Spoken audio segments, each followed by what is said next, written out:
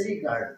This is brand new, just opened in 2009. The first time I went there this year, it was actually blocked off by walls. I could hear the hammering going on inside. I couldn't get in. I had to go back. I had a feeling there was just some amazing stuff going on in here. And it was well worth the trip back, let me tell you. This first sculpture you're going to look at is Eros Bendato, Eros bound. And it's symbolic of the Greek god Eros, an ancient relic of his head that has been found or discovered. Now, Eros is like many other mythological figures where they've taken on different personifications over time. And originally, Eros was one of the few primordial deities or divinities, including chaos and Gaia. In this instance, he was hatched from the cosmic egg and took on the personification of love and desire, as he normally did. Eros is also considered a god of transformation, capable of, quote, transforming the inner fire into pure light. For this reason, in some cases, he's associated with the butterfly. It's a painting by one of my good friends, Patty Lohman, called Free Eros. And later on, Eros personification, he actually took on the personification of Cupid, what many of us know as Cupid from Valentine's Day now. Here you got this picture of Eros or Cupid transcending through a wormhole. And in the middle, you got these two eyes or irises looking back at you. What are irises doing? Well, what's interesting about this is, like I said, his lineage has changed and his parents have changed. At one point, Eros was the son of Aphrodite and the son of Hermes. But in a more rare lineage, less known, Eros was actually the son of Zephyrus, the west wind, and Iris, the rainbow goddess. Greek mythology, Iris is the personification of the rainbow and the messenger of the gods. She's the goddess of the rainbow bridge, linking gods to humanity. Now, I'll show you why I think we can apply this lineage in just a moment. But first, I'd just like to point out the iris of our eyes, named after Iris, the rainbow goddess, due to the color of our eyes. The reason I point this out is what happens down here at City Garden is quite incredible, and I think this was surely unconscious. But what happens is you're afforded the opportunity to literally walk inside the head of Eros and become the iris of Eros. But it gets even better than that. When you go in the head of Iris, what you're doing is you're looking out of the iris of Eros. And what you see is the throne of Iris, the rainbow goddess, the rainbow bridge or the gateway arch.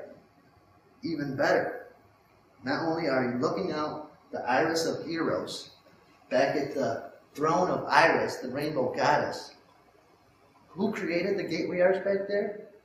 Eros, Saturn. Can't make this stuff up. And do I think this was intentional by the artist who created this? I don't think so. I don't think he has a clue.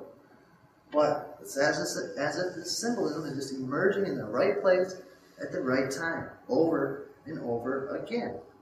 And since we're talking about Greek and Roman mythology, it's noteworthy to mention that St. Louis is also referred to as the New Rome of the West. So I decided to check out supposedly the coolest temple in town, the Cathedral Basilica, and this largest collection of mosaics anywhere in the world. This entire inside of the church is done in mosaics, which is what really drew me to it. So I went in there.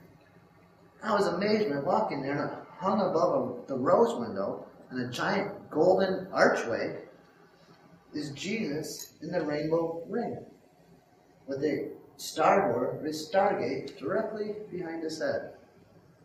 I want to get back to Eros. I just want to point that out real quick. Like I said, in one lineage, he was hatched from the cosmic egg, which brings us to our next sculpture, the Door of Return.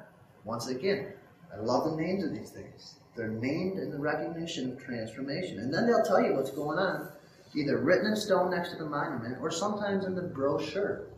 And so that's what we'll do in this case. I'll read straight out of the brochure what they say the Door of Return is meant to symbolically represent. And what they say is this egg-shaped form at the top of the door resembles a seed that has just split open, or a mouth that opens to the sky like a baby's first cry.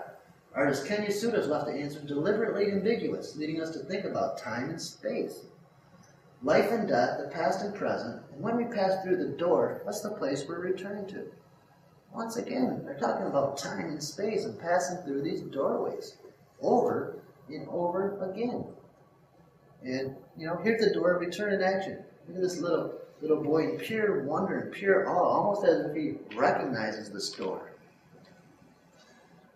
Now this is Zenith. Zenith, short for Zenith. Zenith sits in the back corner of City Garden, up on an artificial mound. The mound is supposed to be symbolic of an ancient mound.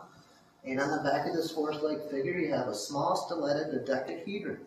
Well, according to Ronald Hall, the director of Flower of Life Research, the stiletted dodecahedron is about adding consciousness, awareness, impeccability, self-responsibility, and integrity to the open heart to create Christ consciousness realization. Well, I was here and I actually thought this had that effect on me. But, since I read this previous, maybe I wasn't so sure if I was just in my head or whatnot, but it had that effect on me. But what I decided to do was go online and find somebody who lived in the area, who just went down to check out City Garden in general and see what their opinion was. And I come across this guy, his name's Joe. He lives in St. Louis. Him and his wife decided to go down to City Garden when it first opened, just to see what's new in their own backyard. And so I'm just calling him Average Joe, because he's not into this kind of stuff. It's just some Joe from St. Louis. And what Joe said after visiting City Garden, and Zenith in particular, he said, I was most intrigued by Zenith, which is hidden on a hill in the corner of the garden. The contrasting textures and subjects gave it an otherworldly appearance, like something out of a Stargate, or Guillermo del Toro's imagination. Joe goes on to say that with every sculpture we passed, we were reminded of walking through Millennium Park in Chicago. We were just there. Actually, it made us feel like we were walking in Chicago. City Garden had the magical effect of making me look up and admire the city's skyline. Joe, it worked. It had the magical effect. It made Joe more aware. It reminded him of a Stargate, and it reminded him of Millennium Park, where we just speculated it's a Stargate Park. That's the one monument. Zenith had the effect on Joe and myself also. So the next monument, this is right next to Zenith. These are all in a little concentrated area. The two white rabbits, there's two of them and they're untitled, as you can see. These two white rabbits, they sit on these brick rabbit holes. Now when I see white rabbits sitting on rabbit holes, it brings to mind, me personally, Alice in Wonderland, the white rabbit going down the rabbit hole. And also, what the bleep do we know? They drill a rabbit hole, a wormhole into your consciousness. And this seems to be coming through in movies and mass media over and over again. In the last Mimsy, a scientist sent back a white rabbit through a wormhole. More recently, in the movie Knowing, before these two children can leave on a warp craft with these light beings, the light beings give the two children two white rabbits. Over and over again. So we'll wrap up Stargate St. Louis like that. We went up in the gateway or Rainbow Bridge, checked out Lady Liberty sitting on the Rainbow Bridge, the old courthouse, the door return, Zenith, reminded Joel of a Stargate, of course the white rabbits going down the rabbit hole. So what we're talking about today is wormhole, Stargate, and gateway symbolism working its way into the consciousness of humanity, and doing so now.